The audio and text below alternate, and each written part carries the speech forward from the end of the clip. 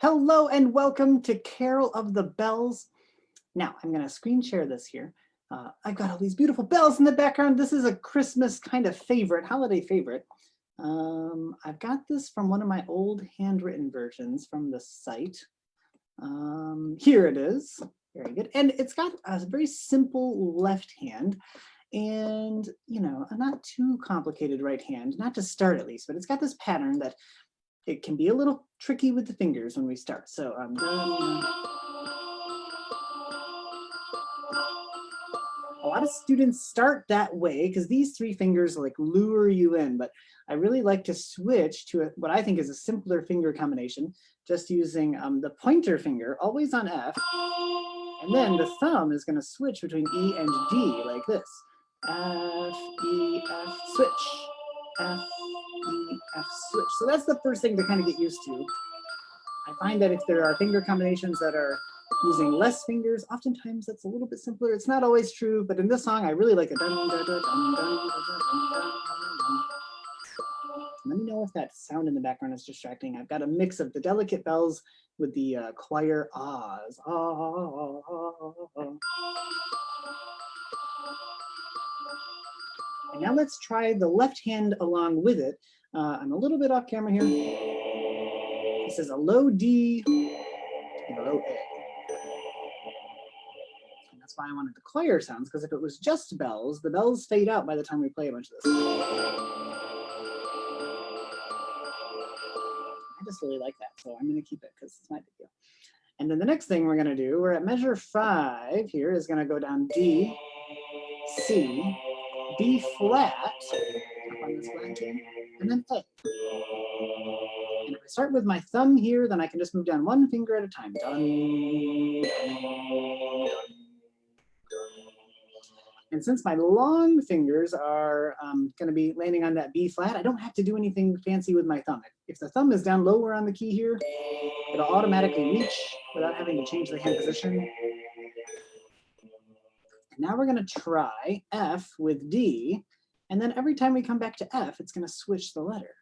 F, B flat, F to A. Well, at least the quarter note F, or the big ones here, the little ones we don't switch. So one at a time, starting here with pointer finger, and then left hand on thumb D. And then switch to the next one. Switch. That's nice. And you could play around with just this page and still have a lot of fun.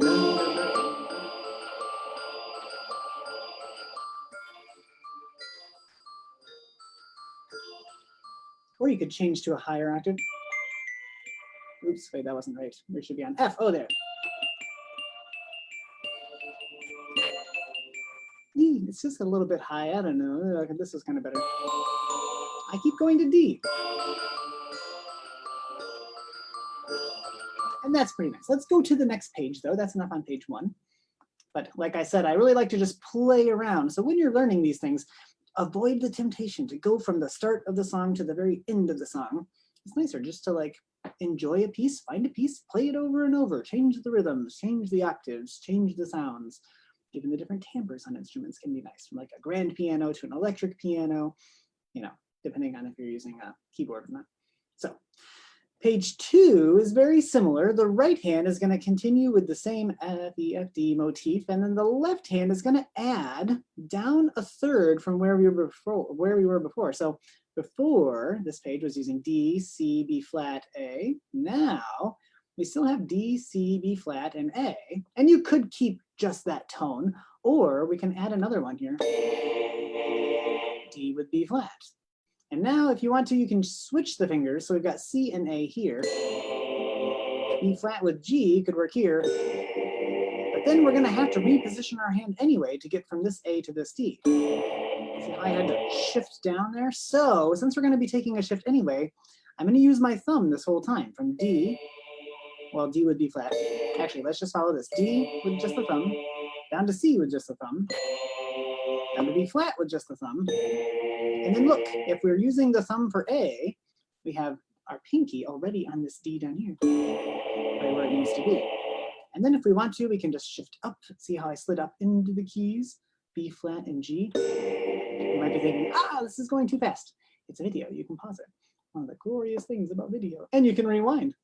And you can even use speed controls and slow it down. I'm gonna keep teaching at my pace, here we go. And then back down to A with D. G with B flat. Back down to A and D. So that's a nice little thing to get your hand used to, just dun, dun, dun, dun. And even right now, I could get rid of the slide. I'm kind of sliding up. I could just hop down and then not have to move my hand so much. Like that. And then you put it together with the right hand. So we have the F, E, F, D, not starting on D like I did so many times on the previous page. Just taking these little shifts. And then,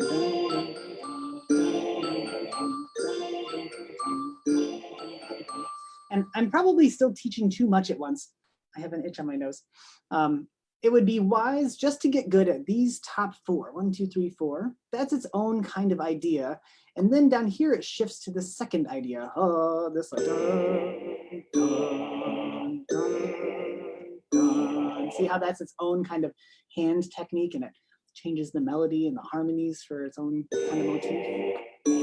So take it a half at a time. I'll do the next page a half at a time. As it gets more complicated, this is where students start to get really stuck. If we don't get good at mastering small increments, then of course we'll get really stuck. So spend your time where you need the most work. Here we go. Now the right hand is going to continue this kind of theme, but it's shifting up. It started before on F, E, F, D. Now it's going to move up a third to A, G, A, F, A, G, A, F. And my hand is doing the same thing. So I don't have to do a whole bunch of new learning. I just have to know that I'm shifting up a third. And so far, my hand has been doing the same little finger dance the whole time. The left hand, notice that the pinky is on D, D, D, D. And then we're going to move up a fifth. So I'm on D and A. Oh, you know what? Let me put my keyboard in here so you can see this too. Dun, dun, dun, dun, dun, dun, dun, dun. Are we on that one? We sure are. There we go. That's a little nicer. Voila. Sorry for my Facebook sounds. D and A. And then D with B. So the thumb just moves up to a sixth, moves up again to a seventh, to a major seventh with C sharp, and then D by itself. But that's the next set of 4, so let's not do that yet. Let's just go D and A. And now this is with the right hand motif here. D with B.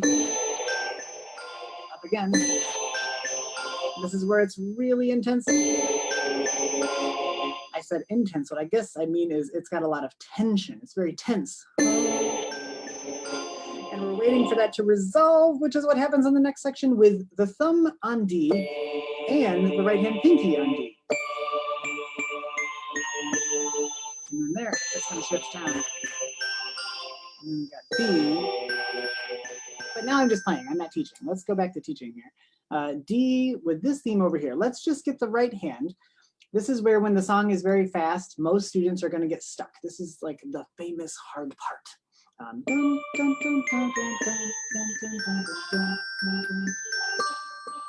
So finding a good finger pattern is going to be really important, and especially the less thinking you have to do about the finger pattern, the better it's going to be. So since it's fast, it's better to use a bunch of fingers. And there's our opportunity to take a little shift because we're going to have to get down to the A somehow. So let's just get this right here. D, D, D, C, B flat is great to use.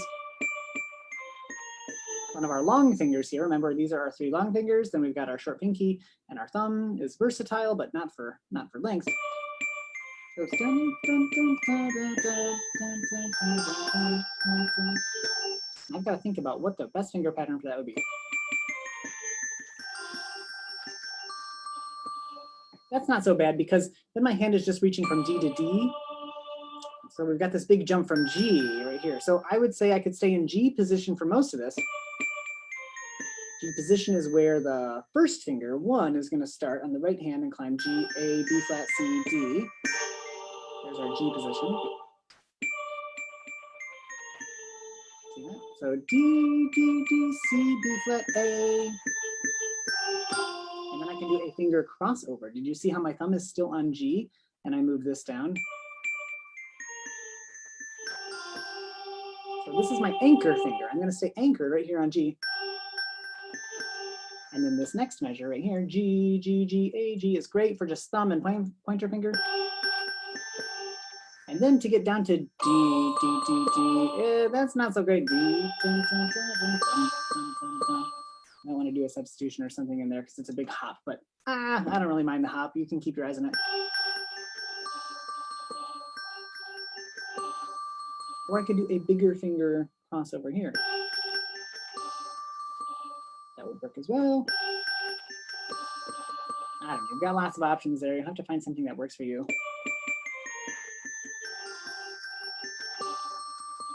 I like the finger cross down the best right there because it's fast. I can use the time I'm spending on this G to cross down. I can just pivot right over onto it like that. Okay, so let's see how that works with the other hand. This is a section that's great to memorize because it's the most complicated. So D, C, B, and B flat right there. I've just got a nice little pattern down here. And then it goes chromatic. Chromatic is the word that we use to describe in music when we're going from interval to interval, just from one key right to the next right there. That's chromatic. I think that's related to the word chroma. I think that's a Greek word that has to do with color, like it's using the full spectrum of musical colors that we have. It uses all of them. Not chromatic to here, because we're skipping that key. So now D with D. Now let me point out exactly where I am right here. D to D. Whoop, and let's just try it one little piece at a time. And now A to C right here. And now G to B. And now D with B flat. Let's string it all together nice and fast. And then you've got the very exciting Carol of the Bells thing. Here's the next part. We've got some scales. Look at this. A on the left hand, then a B, C sharp, D. We'll come back to that. Let's get the harder right hand first. A, B, C sharp, D, E, F, G, A. We had 8 notes right there with a C sharp thrown in. And I'm doing 1, 2, 3, and then 1, 2, 3, 4, 5. So 1, 2, 3. See that? 1, 2, 3, and then we're going to shift up 1, 2, 3, 4, 5. We've got 3 notes and then 5 notes to make all 8. 1, 2, 3, 1, 2, 3, dun, dun, dun, dun.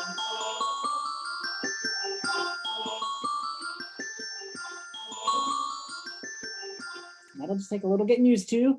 Yee, it's a lot. So, but we do it twice. So, you know, in case you make it through the first time and you're feeling good about yourself, the pressure's not off. You have to do it again. Oh boy. Okay, now let's throw in some left hand with it.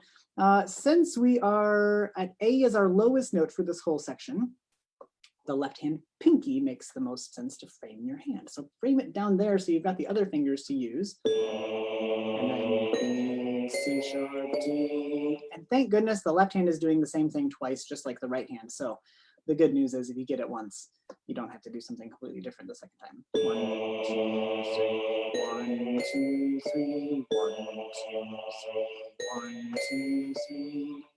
Now let's take that really slow with putting them together. Let's just do one measure at a time because we've got to do this finger shift right here on this D.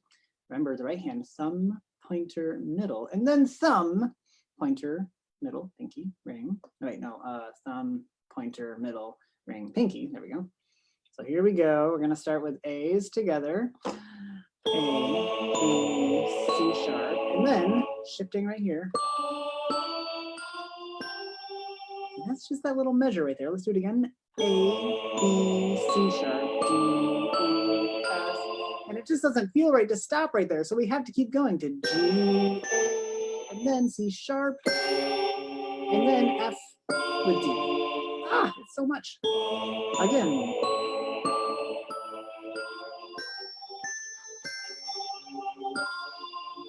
And then it does it twice, so do it again.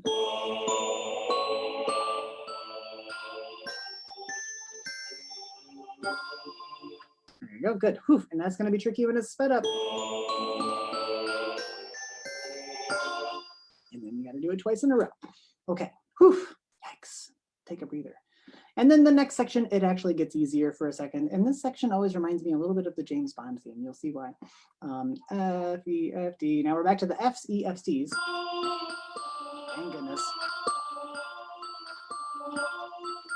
Now with the left hand on A, I still like pinky on A so that my hand is framed there as the pinky is our lowest note, A position.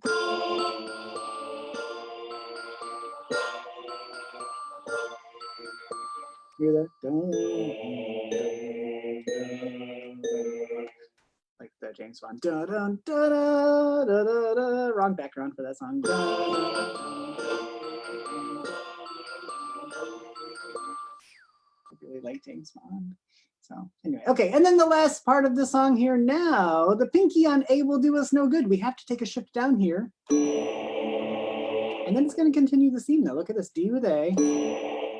And then D's the whole way down, plus B flat. Then B, natural, and back to B flat. And then this is a whole rest. So we're going to rest for all 3 beats of that measure. And then it's going to finish with D and A. And one of my favorite symbols in music, the fermata. I'll show you why in a second. Okay, I'll show you why right now. It's because this is a commonly misunderstood shape. If you've stuck around for this much of the video, then you're in for a treat, because the fermata, think about it the way a conductor is moving around. They always call this like bird's eye, right? But sure, I guess it looks like a bird's eye. What it looks to me like is when a conductor is trying to get us to slow down, they make the arc, and then they close their fist to say, be done. And that's what we have here. We have the arc and then the close. I've had a lot of time to think about these symbols. So there are other little secrets too, like the flat, looks like a lowercase b, but no, it's like a down arrow. It's just part of a down arrow, and then it's curved in, so it saves some space. You might be wondering about the sharp. Well, we'll save that for another video here. Let's go back to both hands together with this theme that's going to continue, and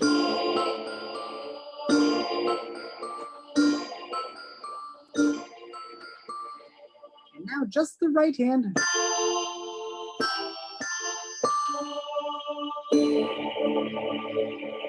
And then I need a conductor to like do the arc thing and then close their fist like that. And that's Carol of the Bells. Let me know if you have any questions, leave some comments. And I hope you enjoyed the lesson on one of my old handwritten versions from deep in the archives of my website. Okay, thanks, have a great day. I hope you escaped the world for a while. Anyway, and now hopefully you can do even more of it on your own. Goodbye.